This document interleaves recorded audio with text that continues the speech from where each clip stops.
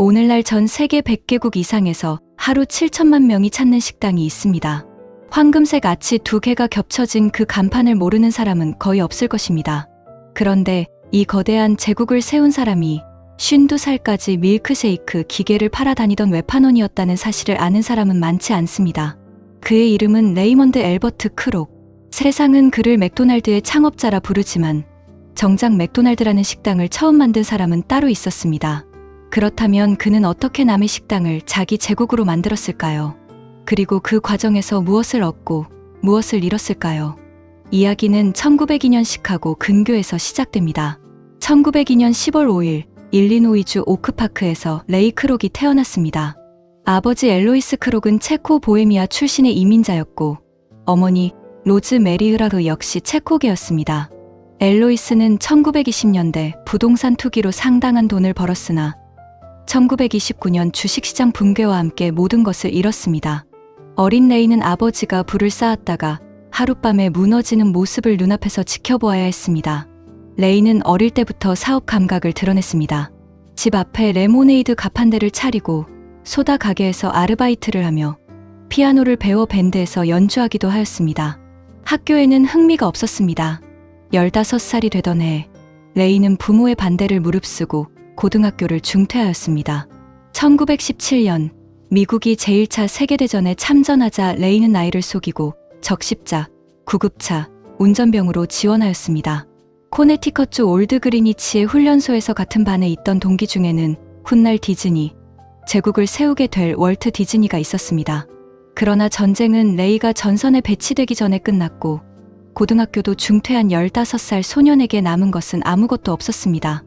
여러분은 이 대목에서 한 가지를 기억해 두시기 바랍니다. 훗날 레이 크록이 맥도날드 프랜차이즈권을 따낸 직후 월트 디즈니에게 편지를 보내 디즈니랜드 안에 맥도날드 매장을 열자고 제안하였다는 사실을 적십자 훈련소에서 나란히 섰던 두 소년이 수십 년 뒤 각자의 제국을 세운 뒤 다시 만나게 되는 것입니다. 다만 그 제안은 성사되지 못하였습니다. 1920년대와 대공황 시기를 거치며 레이는 닥치는 대로 일을 하였습니다. 종이컵 세일즈맨, 플로리다 부동산 중개인, 밴드 피아니스트, 라디오 방송 음악가. 하나의 직업에 정착하지 못하고 이 일 저 일을 전전하였지만 그 속에서 레이가 유일하게 잃지 않은 것이 있었습니다. 무언가를 팔 수 있다는 자신감이었습니다. 1922년 20살의 레이는 에셀 플레밍이라는 여성과 결혼하여 시카고에 정착하였습니다. 2년 뒤인 1924년에 외동딸 메릴린이 태어났습니다. 젊은 가장이 된 레이는 릴리 튤립컵 회사에서 종이컵 외판원으로 일하기 시작하였습니다. 식당과 매점을 돌아다니며 종이컵을 파는 일이었습니다. 화려하지는 않았지만 이 시절 레이는 식품 서비스 업계의 현장을 몸으로 익혔습니다. 어린 메릴린은 아버지가 출장에서 돌아오는 날만 손꼽아 기다렸습니다. 그러나 레이는 집에 돌아와도 곧 다시 짐을 싸야 하였고 저녁 식탁에 함께 앉는 날보다 빈 의자가 놓이는 날이 더 많았습니다. 에셀은 혼자 딸을 키우는 시간이 늘어갈수록 남편에 대한 기대를 조금씩 접어갔고 메릴린은 아버지의 부재를 자신의 일상으로 받아들여야 했습니다. 종이컵을 팔며 17년을 보낸 뒤 레이의 눈에 새로운 기계가 들어왔습니다. 밀크쉐이크 5잔을 동시에 만들 수 있는 멀티믹서라는 기계였습니다. 1930년대 후반 레이는 릴리컵 회사를 떠나 이 기계의 독점 판매권을 따냈습니다. 종이컵보다 비싸고 종이컵보다 무거웠지만 식당 주인에게 이것 하나면 직원 5명분의 일을 합니다라고 말할 수 있는 물건이었습니다. 그러나 현실은 녹록하지 않았습니다. 제2차 세계대전 동안에는 금속 부족으로 기계 생산 자체가 줄었고 전후에는 해밀턴 비치라는 경쟁사가 훨씬 저렴한 제품을 내놓았습니다. 멀티믹서 판매량은 해마다 줄어들었고 레이의 수입도 함께 쪼그라들었습니다. 50살을 앞둔 나이에 그가 가진 것이라고는 차 트렁크에 실린 무거운 믹서기와 닳아버린 구두뿐이었습니다. 그 무렵 레이의 건강도 나빠지고 있었습니다. 당뇨병 진단을 받았고 담낭도 이미 적출한 상태였습니다. 아내 에셀과의 관계도 오랜 세월 집을 비운 탓에 점점 멀어져 가고 있었습니다. 52살의 레이 크록에게 남은 시간은 많지 않아 보였습니다. 그런데 1954년 기이한 주문이 들어왔습니다. 캘리포니아주 샌버나디노에 있는 작은 햄버거 가게에서 멀티믹서를 8대나 주문한 것입니다. 보통 식당은 한두 대면 충분한 기계를 왜 8대나 필요로 하는 것인지 레이는 궁금해지지 않을 수 없었습니다. 그는 직접 눈으로 확인하기로 하였습니다. 1954년 어느 날 레이 크록은 시카고에서 자동차를 몰고 서쪽으로 3,200km를 달려 캘리포니아 샌버나디노에 도착하였습니다. 사막을 가로지르는 긴 여정 끝에 차에서 내렸을 때 캘리포니아의 뜨거운 햇빛이 아스팔트 위에 아지랑이를 일으키고 있었습니다. 오랫동안 운전대를 잡고 있던 손이 뻣뻣하였고 구두 밑창은 뜨겁게 달궈진 주차장 바닥의 열기를 그대로 전해주었습니다. 그런데 작은 팔각형 건물 앞에 줄이 길게 늘어서 있었습니다. 점심시간도 지난 오후였는데 사람들이 끊임없이 줄을 서고 있었습니다. 건물에서 흘러나오는 감자튀김 냄새가 주차장까지 퍼져왔고 간판에는 맥도날드라고 적혀 있었습니다. 52살의 외판원은 그 순간 자신의 인생이 바뀌려 하고 있다는 것을 직감하였을 것입니다. 식당 안으로 들어간 레이는 눈앞의 광경에 말을 잃었습니다. 주문을 받고 패티를 굽고 감자튀김을 튀기고 포장하는 모든 과정이 마치 자동차 조립 라인처럼 일사불란하게 돌아가고 있었습니다. 메뉴는 햄버거, 감자튀김, 밀크쉐이크 등 9가지로 단순화되어 있었고 주문해서 음식 수령까지 걸리는 시간은 30초에 불과하였습니다. 이 시스템을 만든 사람은 딕 맥도날드와 맥 맥도날드 두 형제였습니다. 1940년에 바비큐 드라이브인으로 시작한 이 식당을 1948년에 완전히 뜯어고쳐 스피디 서비스 시스템이라는 조립 라인 방식을 도입한 것이었습니다. 햄버거 한 개 가격은 15센트, 당시 다른 식당의 절반 수준이었습니다. 웨이트리스도 식기도 팁도 없었습니다. 손님이 직접 카운터에서 주문하고 종이에 쌓인 음식을 받아가는 방식이었습니다. 사실 형제가 처음부터 확장을 거부한 것은 아니었습니다. 1950년대 초 딕과 맥은 애리조나주 피닉스 등 몇몇 지역에 프랜차이즈 매장을 열어본 적이 있었습니다. 그러나 결과는 실망스러웠습니다. 멀리 떨어진 매장에서 감자튀김의 조리 시간을 어기거나 허가 없이 메뉴를 바꾸거나 청결 기준을 무시하는 일이 반복되었습니다. 형제가 직접 현장에 갈 수 없는 거리에서 품질은 쉽게 무너졌고 맥도날드라는 이름 아래 형편없는 음식이 팔리는 것을 형제는 견딜 수 없었습니다. 그래서 형제는 프랜차이즈 확장을 포기하고 샌버나디노의 본점 하나에 집중하기로 결정한 상태였습니다. 그들에게 이 가게는 단순한 사업이 아니라 자신들의 이름과 자존심이 걸린 작품이었습니다.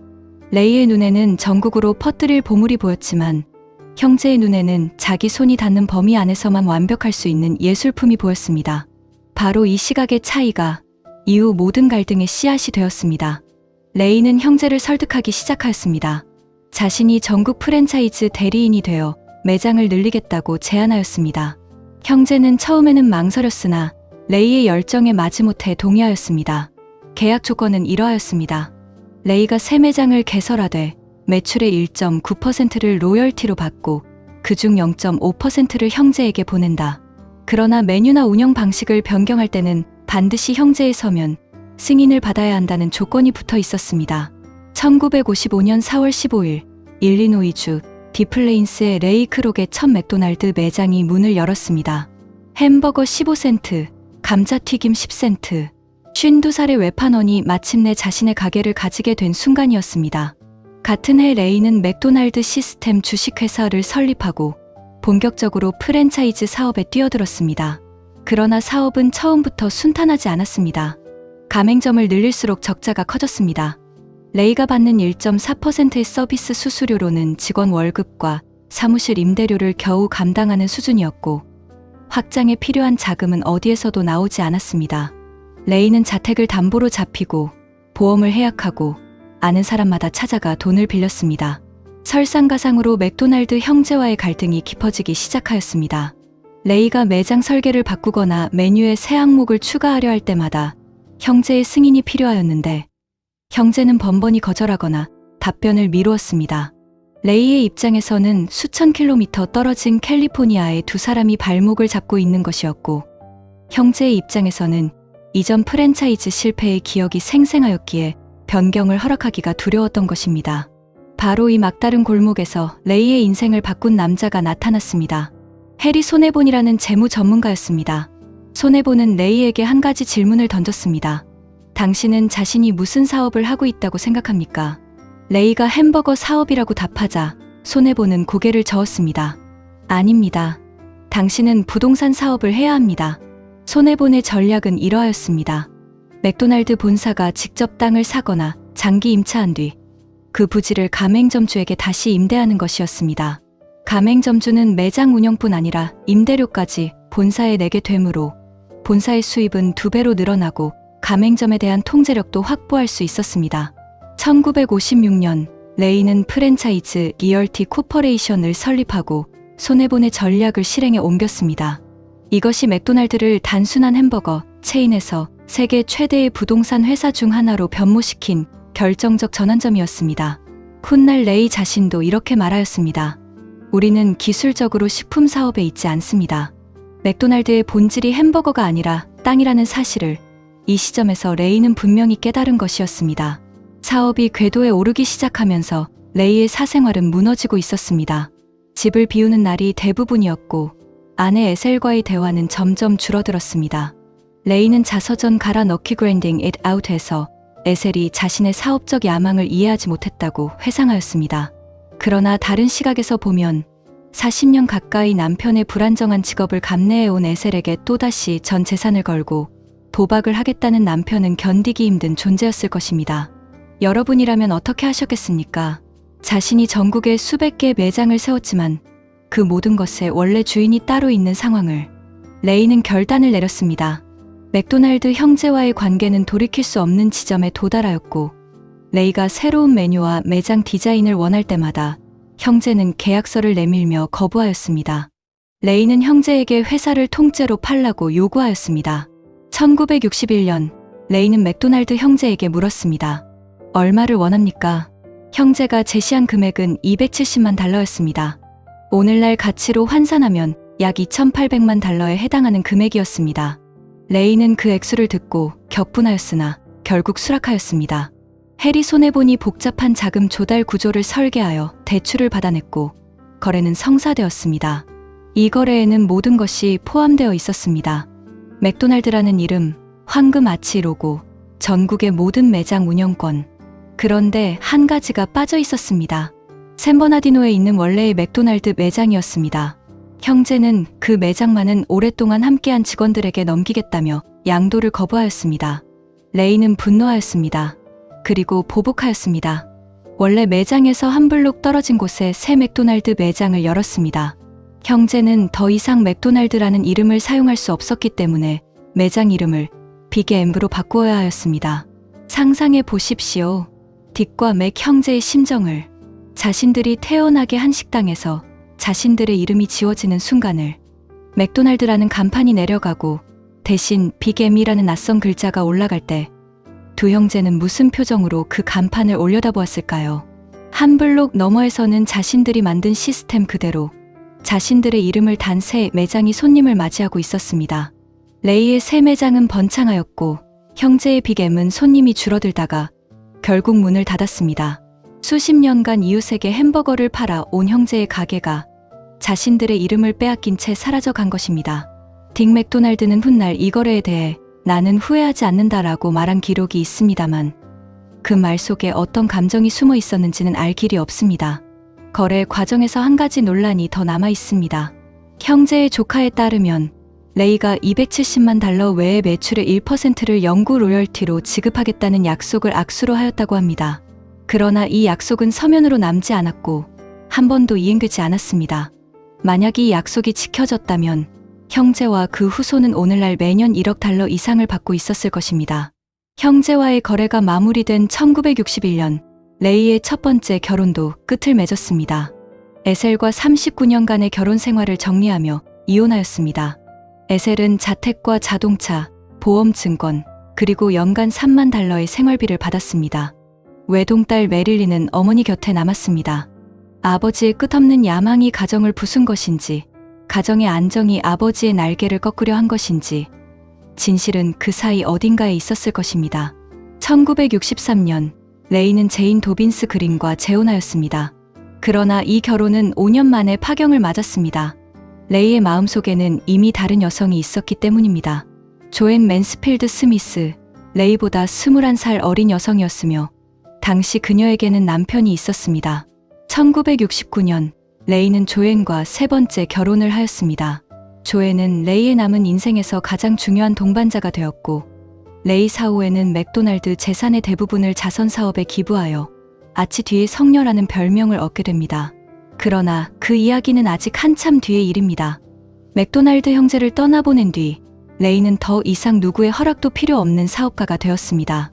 그가 가장 먼저 한 일은 품질의 표준화였습니다. 모든 매장에서 같은 맛의 햄버거가 나와야 한다는 원칙을 세우고 패티의 지방 함량, 조리 시간, 감자튀김의 길이, 피클의 두께까지 규격을 정하였습니다. 콩 단백질 같은 저렴한 대체 재료로 원가를 낮추자는 제안이 들어왔을 때 레이는 단호하게 거절하였습니다. 그는 이렇게 말하였습니다. 햄버거 패티에 콩가루를 섞는 순간 맥도날드는 끝입니다. 품질에 대한 이 집착은 맥도날드가 단순한 저가 식당이 아니라 어디서나 같은 맛이라는 신뢰의 브랜드로 자리 잡게 만든 핵심 요인이었습니다. 가맹점 관리에서도 레이는 독특한 방식을 고집하였습니다. 당시 프랜차이즈 업계의 관행은 특정 지역 전체의 라이선스를 한꺼번에 파는 것이었습니다. 이 방식이 빠르게 돈을 벌 수 있었지만 레이는 거부하였습니다. 한 사람에게 매장 한 곳씩만 허가하여 본사가 가맹점에 대한 통제력을 유지할 수 있도록 한 것입니다. 두 번째 매장을 원하면 첫 번째 매장을 성공적으로 운영하고 있음을 증명해야 하였습니다. 이 원칙에 대해 레이는 이렇게 설명하였습니다. 이 세상에서 끈기를 대신할 수 있는 것은 아무것도 없습니다. 재능으로는 안 됩니다. 재능이 있으면서도 성공하지 못한 사람은 어디에나 있습니다. 교육으로도 안 됩니다. 세상은 학력 높은 낙오자로 가득합니다.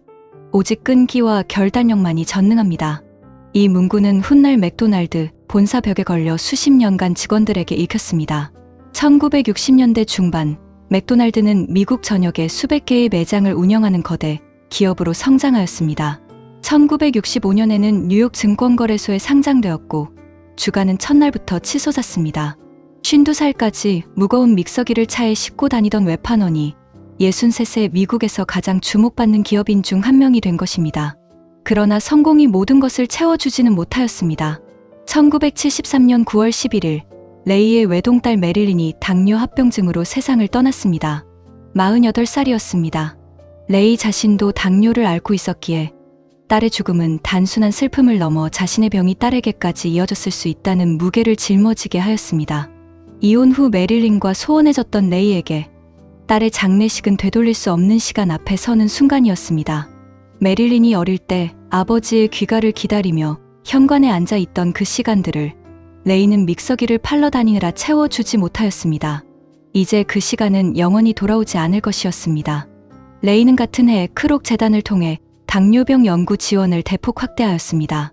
1968년 레이는 맥도날드 사장직에서 물러나 이사회 의장이 되었습니다. 1973년에는 경영 일선에서 완전히 은퇴하였습니다. 새로운 도전이 필요하였습니다. 어느 날 플로리다주 포트로더데일의 정박한 자신의 요트 위에서 신문을 읽다가 한 기사를 발견하였습니다.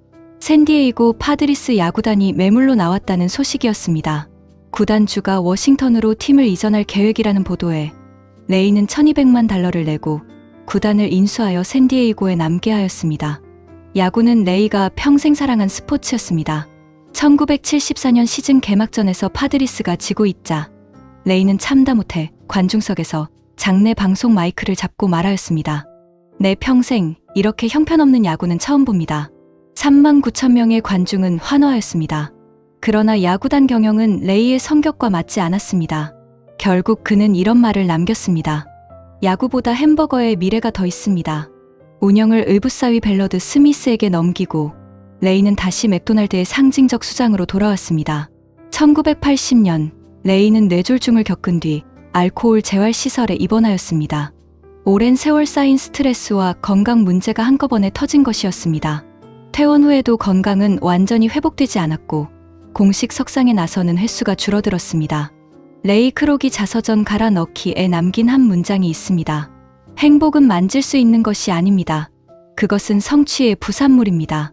그리고 성취란 실패의 가능성에 맞서 패배의 위험을 감수할 때에만 이루어지는 것입니다. 52살에 모든 것을 걸고 시작한 사람이 아니면 쓸 수 없는 문장이었습니다. 1984년 1월 14일 레이먼드 앨버트 크록은 샌디에이고의 한 병원에서 신부전으로 세상을 떠났습니다. 81살이었습니다. 그가 떠난 해 맥도날드는 미국 내 7,500개 매장과 31개국에 진출한 세계적 기업이 되어 있었고 연간 매출은 80억 달러를 넘기고 있었습니다. 레이 개인의 재산은 약 6억 달러로 추산되었습니다. 공교롭게도 레이가 세상을 떠난 그해 샌디에이고 파드리스는 창단 이래 처음으로 내셔널리그 우승을 차지하였습니다. 선수들은 유니폼에 RAK라는 레이의 이니셜 패치를 달고 월드 시리즈에 출전하였습니다. 레이가 그토록 보고 싶어하던 우승 장면을 결국 직접 보지 못한 채였습니다. 여러분은 이 장면에서 무엇을 느끼십니까? 레이 크록이라는 사람이 끝내 가지지 못한 것은 돈이나 명예가 아니라 시간이었는지도 모릅니다. 레이 사후 세 번째 아내 조앤 크록은 맥도날드 재산을 자선 사업에 쏟아부었습니다. 2003년 조앤이 뇌종양으로 세상을 떠났을 때 남은 재산 27억 달러가 비영리 단체들에 분배되었습니다. 구세군에 15억 달러가 기부되어 미국 전역에 26개의 크록 커뮤니티 센터가 세워졌고 소외 지역 어린이들에게 방과 후 프로그램과 체육시설을 제공하기 시작하였습니다. 미국 공영 라디오에는 2억 달러가 기부되어 조앤이 깊이 믿었던 공공방송의 독립성을 지키는 토대가 되었습니다. 밀크쉐이크 기계 외판원이 평생에 걸쳐 모은 재산이 그의 사후에 수백만 명의 삶을 바꾸는 자선 기금이 된 것입니다. 돈이 한 사람의 손에서 시작되어 어떤 여정을 거쳐 세상으로 흘러가는지를 보여주는 이야기이기도 합니다. 그렇다면 레이 크록은 어떤 사람이었을까요? 그를 평가하는 시선은 극명하게 갈립니다. 한쪽에서는 52세에 모든 것을 걸고 세계 최대의 외식 기업을 일군 집념의 사업가로 존경하고 다른 쪽에서는 남의 아이디어를 빼앗고 약속을 어긴 냉혹한 인물로 비판합니다. 분명한 것은 맥도날드라는 시스템을 발명한 것은 딕과 맥도날드 형제였다는 사실입니다. 그 작은 팔각형 건물 안에서 30초 만에 햄버거를 내놓는 조립 라인을 만들어낸 것은 그들의 천재성이었습니다. 그러나 그 시스템을 전 세계 100개국으로 퍼뜨린 것은 레이 크록의 집요함이었습니다. 발명과 확장, 그 둘 사이에는 메울 수 없는 간극이 있었고 레이는 그 간극을 자신의 방식으로 건넜습니다. 레이 크록은 말하였습니다. 돈만을 위해 일한다면 절대 성공하지 못할 것입니다. 하지만 자신이 하는 일을 사랑하고 항상 고객을 먼저 생각한다면 성공은 당신의 것이 될 것입니다. 이 말이 진심이었는지 자기 정당화였는지는 듣는 사람에 따라 달라질 것입니다. 다만 한 가지 부정할 수 없는 사실이 있습니다. 52살에 트렁크에 믹서기를 싣고 사막을 가로질러 달려간 남자가 없었다면 오늘날 우리가 아는 황금 아치는 존재하지 않았을 것이라는 점입니다. 그것이 위대함인지 잔혹함인지 혹은 그 둘을 동시에 품은 어떤 것인지는 여러분의 판단에 맡기겠습니다. 지혜의 숲에서 전해드린 레이 크록의 이야기가 여러분의 마음에 오래 남기를 바랍니다. 구독과 좋아요는 다음 이야기를 만드는데 큰 힘이 됩니다.